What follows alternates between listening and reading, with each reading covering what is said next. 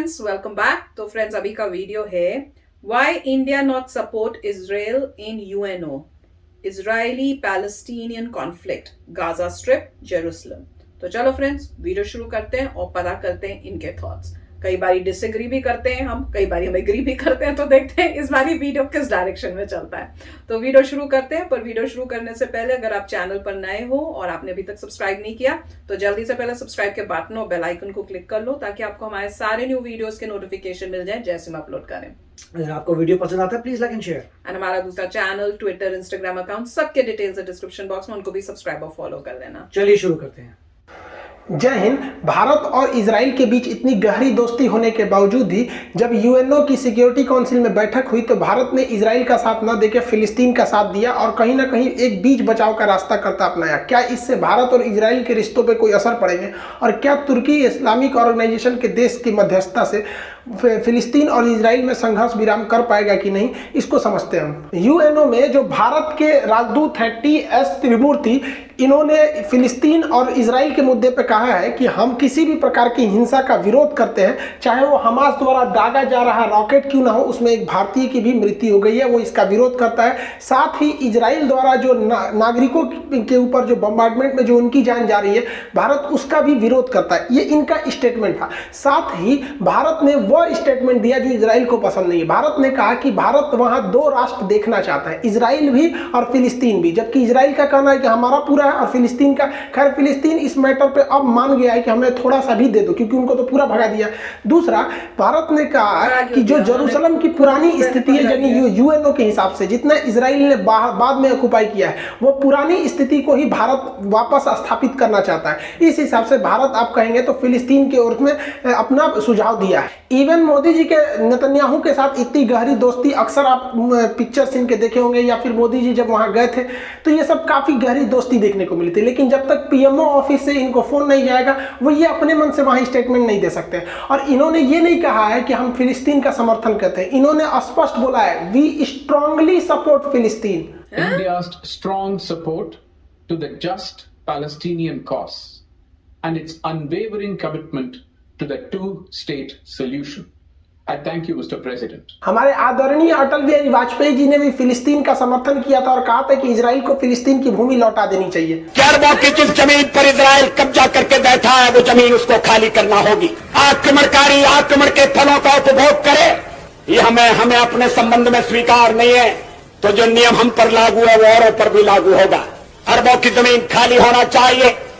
जो फिलिस्तीन है, उनके फिलिस्तीनी हैं, उनके उचित अधिकारों की प्रस्थापना होना चाहिए। आप ये सोच रहे होंगे कि आखिर हमारे देश के प्रधानमंत्री लोग ऐसा स्टेटमेंट क्यों देते हैं और इस कदम पर क्यों जाते हैं, हम इजराइल का साथ क्यों नहीं दे पाते। तो इसकी कुछ मजबूरियां हैं, 3-4 मजबूरी, उसको हम लोग आगे समझते हैं। यूएन सिक्योरिटी काउंसिल की बैठक में अमेरिका जो है पूरी तरह से इजराइल का साथ देता हुआ दिखा, जबकि चाइना इस मुद्दे को बहुत पुरजोर तरीके से उठाया था। चाइना ने इस मुद्दे को उठाया यूएन की काउंसिल में, जो वर्चुअल मीटिंग थी, ऑनलाइन मीटिंग थी यहाँ पर, लेकिन अमेरिका ने इस मुद्दे को दबा दिया। अमेरिका कह रहा है कि इजराइल को बदला लेने का, अपनी आत्मरक्षा का पूरा अधिकार है, और इधर इजराइल इस इशारे को समझ गया कि मतलब गाजा पट्टी का पूरी तरह से धो डालो। यहाँ पे चाइना को बहुत बुरा लगा। अब चाइना को भी समझना चाहिए कि हम हिंदुस्तान वालों को भी बुरा लगता है जब अमेरिका और यूरोपीय यूनियन मौलाना मसूद अजहर को आतंकवादी संगठन में घोषित करना चाहती थी, लेकिन चाइना के विरोध की वजह से इसे आतंकवादी संगठन और रेड कॉर्नर नोटिस नहीं जारी कर पाया, जिस वजह से ये लोग पाकिस्तान से इजिली ऑपरेट करते हैं। जब इनके ऊपर आता है तब समझ में आता है कि दूसरे के टांग नहीं लड़ाना चाहिए। फिलिस्तीन और इजराइल के मामले में दुनिया के अलग अलग देशों का अलग अलग रुख है।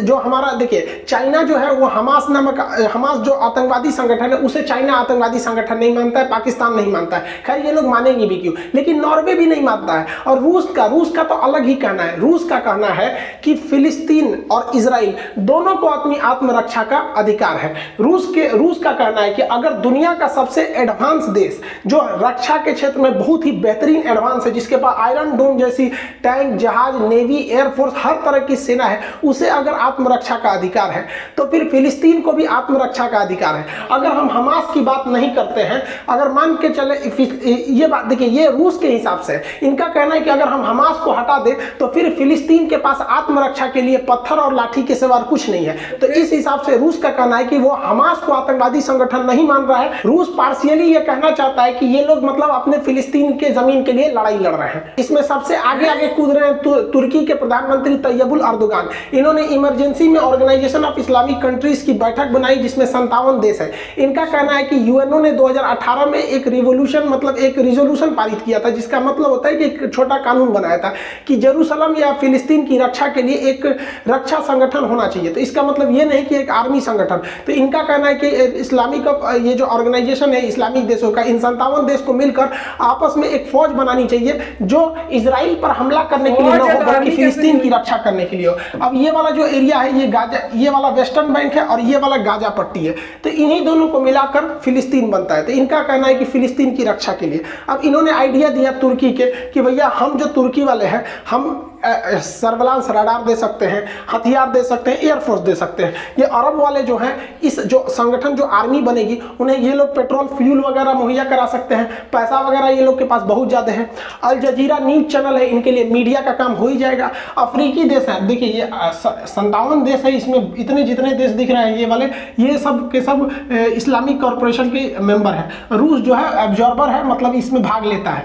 तो इनका कहना है कि हम लोग अफ्रीका के देश से सैनिक बुला लेंगे, तो इनके पास सैनिक हो गया, हथियार हो गया, पैसा हो गया, मीडिया हो गया, और पाकिस्तान है ये वो आतंकवादी प्रोवाइड करा देगा। तो इस हिसाब से इनका कहना है कि हम लोग क्या करेंगे और उस आर्मी को यहाँ डिप्लॉय करेंगे जो कि इससे लड़ाई लड़ सके, फिलिस्तीन की रक्षा कर सके। और इसमें खतरनाक कब होगा अगर तुर्की के पास जो S-400 है वो वेस्टर्न बैंक या गाजा में डिप्लॉय कर देता है, तो फिर इतना कंफर्म समझिए कि इजराइल का एक भी जहाज नहीं उड़ सकता है, क्योंकि हम लोग खुद ही रूस से S-400 खरीद रहे हैं जो दुनिया के किसी भी हवाई जहाज को 400 किलोमीटर दूर तक मार देता है। तो ये इजराइल के लिए खतरनाक हो लगेगा, लेकिन ऐसा होने की संभावना बहुत कम दिख रही है, क्योंकि इस्लामिक ऑर्गेनाइजेशन जो है इसमें खुद में आपस में फूट है, क्योंकि तुर्की के खुद के इजराइल के साथ अच्छे संबंध है, बहरीन और कतर के पास भी अच्छे संबंध है, मोरक्को ने भी तुर्की से अच्छा संबंध बना के इससे इजराइल से संबंध बना के रखा। तो थोड़ा थोड़ा तो इनके में खुद में मतभेद है। कभी कभी इस सिचुएशन को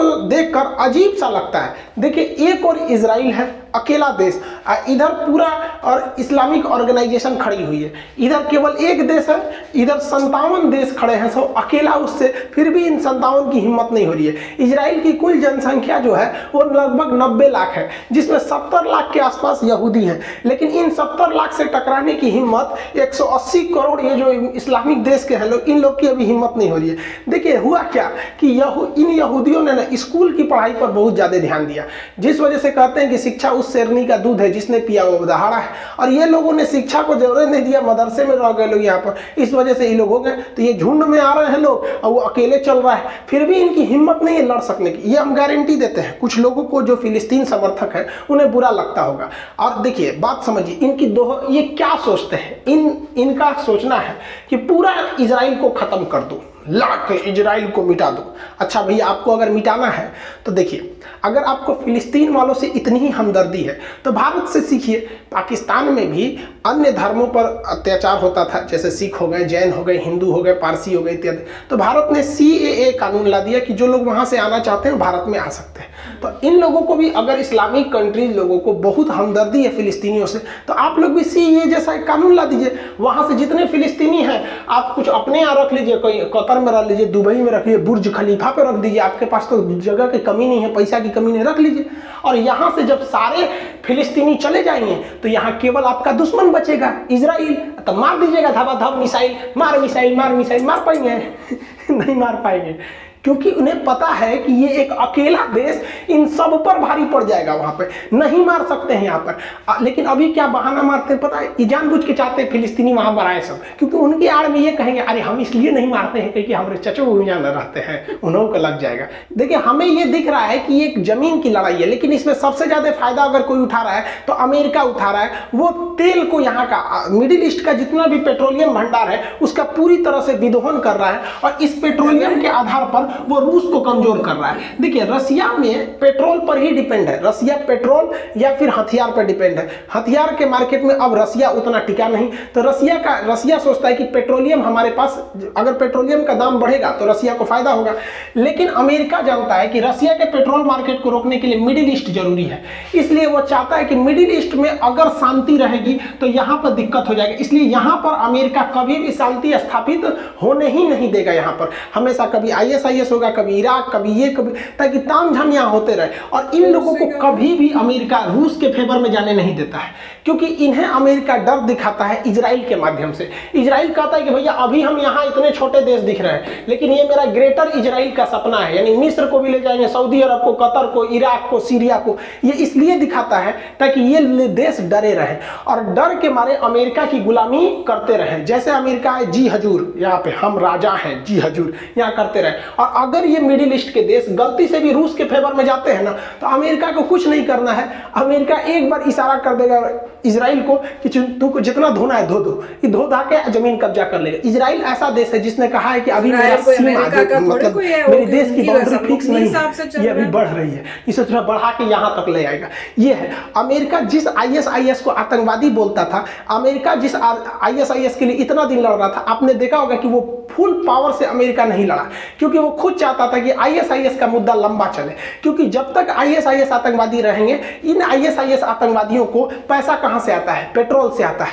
तो ये पेट्रोल को बेचेंगे और सस्ते दाम पर बेचेंगे, तो रूस, पेट्रोल जब सस्ता होगा तो रूस की अर्थव्यवस्था गिर जाएगी। देखिए ये आतंकवादियों को चढ़ाकर, इस आतंकवादी की लड़ाई को लंबा करके पेट्रोल का दाम गिरा रहा है ताकि रूस की अर्थव्यवस्था गिर जाए, और बहुत बुरा असर पड़ा है। और अमेरिका की कंपनी खुद इन आतंकवादियों से $8 प्रति बैरल पेट्रोल खरीदती थी, जो कि अगर ओपन मार्केट में देखेंगे तो ₹3.5 प्रति लीटर। हम लोग ससुरा खरीदे लोग ईमानदारी के रास्ता पे ₹100 लीटर पेट्रोल, ससुरा अमेरिका जो क्रूड ऑयल खरीदता है ₹3.5 लीटर खरीद रहा है, इन्हीं आतंकवादियों की कंपनी से खरीद रहा है। वहां की कंपनी आके इसे खरीदती है। अमेरिका यहाँ ₹3.5 प्रति लीटर के हिसाब से पेट्रोल खरीदता है और दुनिया के दूसरे देशों में बेच देता है, और अपने पास इतना ज्यादा ये प्रूवन ऑयल रिजर्व रख दिया, स्ट्रेटेजिक ऑयल रिजर्व रखे हुए हैं, जिसके मदद से अगर कभी भी ये मिडिल ईस्ट के देश या खाड़ी देश जहां पर गल्फ कंट्री है जिनके पास पूरी तरह से पेट्रोलियम रिजर्व है, अगर ये लोग कभी भी पेट्रोलियम की सप्लाई रोकते हैं तो इनके पास इतना ज्यादा स्ट्रेटेजिक पेट्रोलियम है कि इन्हें कोई दिक्कत नहीं आने वाला है। और बहुत ही चालाकी से अमेरिका जो है वो इलेक्ट्रिक कारों पर, जैसे टेस्ला सुने होंगे, या फिर वहां सेल गैस की टेक्नोलॉजी से आगे बढ़ रहा है, जिस वजह से धीरे धीरे अमेरिका इन मिडिल ईस्ट के लोगों के ऊपर से पूरी तरह से अपनी डिपेंडेंसी हटा देगा और इनका पेट्रोल पूरी तरह से चूस लेगा। और हम बताते हैं इनका तेल खत्म तो इनका खेल खत्म। ऐसा नहीं है कि इजराइल और फिलिस्तीन हमेशा से दुश्मन ही रहे थे। 1990 के दशक में ये काफी करीब आ गए थे, और इतना हुआ कि यहाँ के लोगों को नोबेल पुरस्कार तक मिला। देखिए अगर किसी देश में आपसी संबंध स्थापित करना है, शांति स्थापित करना है, तो केवल पड़ोसी ही कर सकते हैं, क्योंकि पड़ोसी आप नहीं बदल सकते। अटल बिहारी वाजपेयी का कहना था, आप दोस्तों को बदल सकते हैं लेकिन अपने पड़ोसी को नहीं बदल सकते, इसलिए हमें पड़ोसी से अच्छा संबंध बना के रखना चाहिए। अब इजराइल जो है, इजराइल का यहाँ जो पड़ोसी है वो मिस्र है, इंग्लिश में इसे इजिप्ट कहते हैं, मिस्र। तो मिस्र जो था, मिस्र और इजराइल में युद्ध हुआ था। इस युद्ध में इजराइल ने मिस्र के कई भागों पर कब्जा कर लिया था, लेकिन दोनों में शांति स्थापित हुई। इजराइल ने कहा कि हम तुम्हें अब तुम्हारी जमीन लौटा देंगे, बदले में तुम इस बात को स्वीकार करो कि हम भी यहाँ पर एक देश हैं। तो इन दोनों ने स्वीकार किया, और इन समय तक अनवर सादात ये वहां के मिस्र के उस समय शासक थे, मतलब इन्हीं के पास सत्ता थी, लेकिन इनको मरवा दिया गया। अभी आप धीरे धीरे समझ जाएंगे कौन मरवा रहा है इनको। सोचिए, जिस इंसान ने शांति स्थापित किया उस इंसान को एसिसिनेट करके प्रधानमंत्री को मरवा दिया गया। उसके बाद देखिए, जो ये वाला जगह है फिलिस्तीन, फिलिस्तीन में एक संगठन है PLO। अब ये संगठन कह रही है कि देखो भैया, इजराइल से कहा कि देखो तुम भी जियो, हमको भी जीने दो, ठीक है, हम जितना में है हम ही रह जाते हैं, तुम भी खुश रहो। तो यासिर अराफात जो थे, ये नॉर्वे में बैठक हुआ था, ओस्लो में, नॉर्वे की राजधानी ओस्लो में। तो यासिर अराफात ने इसमें बहुत योगदान किया था। तो फिलिस्तीन के इस नेता की बहुत दुनिया में तारीफ हुई कि अब ये खूनी संघर्ष, मासूमों की जान अब नहीं जाएगी, ना इजराइल से कोई मरेगा ना फिलिस्तीन से कोई मरेगा। देखिए ऐसा नहीं है कि केवल एक ओर से जान जाती है, इजराइल में भी बहुत लोगों की जान जाती है, लेकिन यासिर अराफात को पोलोनियम नामक जहर देके मार दिया गया। ये कौन मरवा रहा है अभी आप समझ जाएंगे धीरे धीरे। इसके बाद देखिए, इजराइल के एक प्रधानमंत्री थे जिनका नाम था जितिन रोबिन। इन्होंने बहुत महत्वपूर्ण भूमिका निभाए थे। इन्होंने कहा था कि देखिए, हम इजराइल वाले, हमें रहने के लिए ज़मीन मिला, हम बहुत खुश हैं। हम ये भी चाहते हैं कि फिलिस्तीन वाले भी खुशी खुशी रहें, तो हम दोनों आपस में समझौता कर लेते कि ये तुम्हारा एरिया, ये हमारा एरिया। उन्होंने एरिया को डिसाइड कर दिया। ये भी इतने बेहतरीन प्रधानमंत्री थे रोबिन, इनको भी मार दिया गया। सोचिए, इजराइल के प्रधानमंत्री जिसके ऊपर एक बम नहीं गिर पाता है, देश का नागरिक सुरक्षित है, उसके प्रधानमंत्री को मार दिया। ये तीनों लोगों को मरवा दिया गया। आप जान के ताज्जुब करेंगे, तीनों को शांति का नोबेल पुरस्कार मिला था। अब कौन मरवाया? देखिए, अगर यहां शांति स्थापित हो गई तो डर खत्म हो जाएगा, लोगों को डर खत्म हो जाएगा, युद्ध नहीं होगा तो हथियार कौन खरीदेगा? हथियार का मार्केट चौपट होगा। अब आप बताइए, हथियार का सबसे बड़ा व्यापारी कौन है?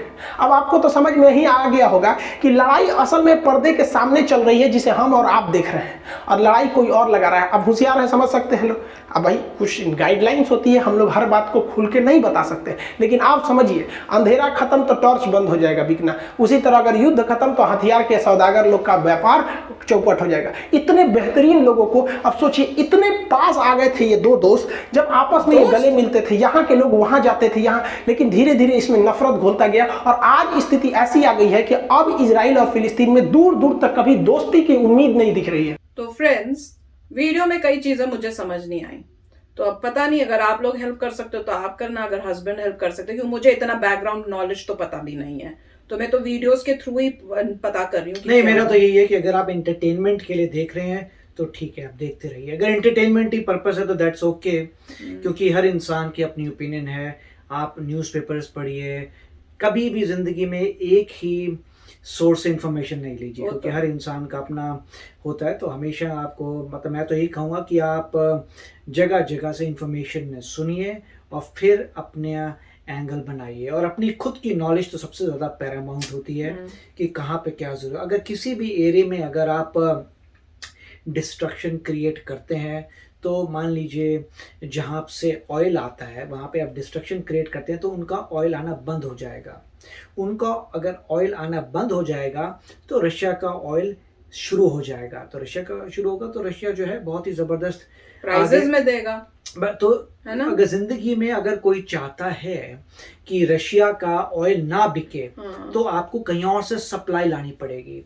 आप कहीं और से सप्लाई तब ला सकते हैं जब शांति हो। वही तो मेरे को समझ नहीं आया। तो इसमें बहुत, तो लॉजिकली देखना चाहिए, हर चीज को समझना चाहिए, और डिफरेंट जगहों से आप इंफॉर्मेशन लेंगे तो अपना मन बनाइए। मगर ये सब मैं कहूँगा अगर एंटरटेनमेंट के जरिए है, अगर आपका मन करता है इस पर डिबेट करने का तो करिए। तो मैं तो यही सोचता हूँ कि लॉजिकली देखना चाहिए कि अगर आप किसी भी एरिया में प्रॉब्लम्स क्रिएट करते हैं तो प्राइसेस उनकी इकोनॉमी खराब हो जाएगी, उनकी सप्लाई खत्म हो जाएगी, और अगर सप्लाई कम होती है तो भाव बढ़ जाएंगे, क्योंकि आपको मिल नहीं रहा सप्लाई, भाव बढ़ता है तो सभी लोग जो ऑयल बेचते हैं इंक्लूडिंग रशिया, उनको फायदा होता है। तो पर यहाँ पे तो उल्टा बोला उन्होंने। और दूसरा जो है, अगर आप इलेक्ट्रिक कार्स रहते हैं तो पॉइंट ये कि कोई भी पढ़ा लिखा इंसान चाहेगा कि रिन्यूएबल एनर्जी यूज की जाए। ऑयल आपके पास अनलिमिट तो है नहीं ऑयल। अब ह्यूमैनिटी ऐसे बैठे नहीं रह सकती कि भाई हम तो ऑयल पे ही चलते रहेंगे, ऑयल पे चलते रहेंगे, और जिस दिन ऑयल खत्म हो गया हम साइकिलों पे जाएंगे, राइट? ऐसे तो ह्यूमैनिटी बैठेगी नहीं। साथ में पॉल्यूशन भी क्रिएट करती है। ह्यूमैनिटी कहेगी कि हमें बेटर रिसोर्सेज चाहिए, हमें बेटर सोर्स ऑफ एनर्जी चाहिए, हमें रिन्यूएबल एनर्जी चाहिए, हमें इलेक्ट्रिसिटी चाहिए, हमें न्यूक्लियर एनर्जी से इलेक्ट्रिसिटी आती है, इलेक्ट्रिसिटी, तो हमें वो चीजें चाहिए जिसमें हम अर्थ का डैमेज ना करें और डिपेंड नहीं होना और डिपेंड ना होना कंट्री के ऊपर, पर्टिकुलर कंट्री या उस रिसोर्सेज पे जो पुरानी टेक्नोलॉजी जो पोल्यूशन क्रिएट करती है पुरानी है। तो अब इलेक्ट्रिसिटी क्लीन सोर्स है, अच्छा सोर्स है, रिन्यूएबल सोर्स है।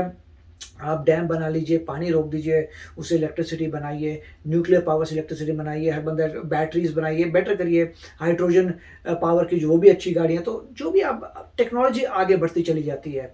तो वो ऑयल पुरानी चीज़ है।